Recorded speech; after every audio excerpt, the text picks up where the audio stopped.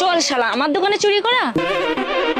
Sir এ আমার দোকানে প্রথম দিন চুরি করেছে কিছু বলিনি, দ্বিতীয় দিন চুরি করেছে কিছু বলিনি। কেন বলনি কেন? ভেবেছিলাম স্যার শুধরে যাবে, কিন্তু এ শালা শুধরানোর না, আজও আমার দোকানে চুরি করতে ঢুকেছিল।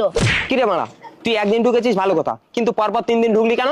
স্যার এই প্রশ্নের উত্তর একমাত্র আমার বউ জানে। চল শালা তোর বউর কাছে চল। হ্যাঁ স্যার চলুন। স্যার আপনি আমার স্বামীকে ধরেছেন কেন? এ স্বামী না আসামি? একে অ্যারেস্ট করার আগে আপনার কাছে একটা প্রশ্ন জানার আছে। কি প্রশ্ন? আল্লাহর ছবির জন্য তো সবাই লাইক সাবস্ক্রাইব করে, দেখি আজকে মা বাবাকে কয়জনে ভালোবাসে। যদি মাকে ভালোবেসে থাকো ভিডিওতে লাইক দিয়ে চ্যানেলটা সাবস্ক্রাইব করে দাও, আর যদি দুজনকে ভালোবেসে থাকো কমেন্টে আই লাভ ইউ বাবা মা লিখে যাও। লাইক সাবস্ক্রাইব না করলে বুঝবো তুমি তোমার বাবা মাকে ভালোবাসো না। স্যার বাজারে এত দোকান থাকতে এক দোকানে 3 বার চুরি করতে ঢুকলো কেন? স্যার আমার স্বামী চোর হতে পারে, কিন্তু স্যার না যে একই দোকানে বারবার চুরি করতে ঢুকবে। তার মানে স্যার প্রথম দিন দোকানে ঢুকে আমার জন্য যে শাড়িটা চুরি করেছিল সেই শাড়িটা আমার পছন্দ হয়নি, তাই দ্বিতীয় দিন ওটা পাল্টাতে গেছিল। আর তৃতীয় দিন? আর তৃতীয় দিন ওই শাড়ির ভিতর 500 টাকার নোট ছিল, ওটাই রাখতে গেছিল স্যার।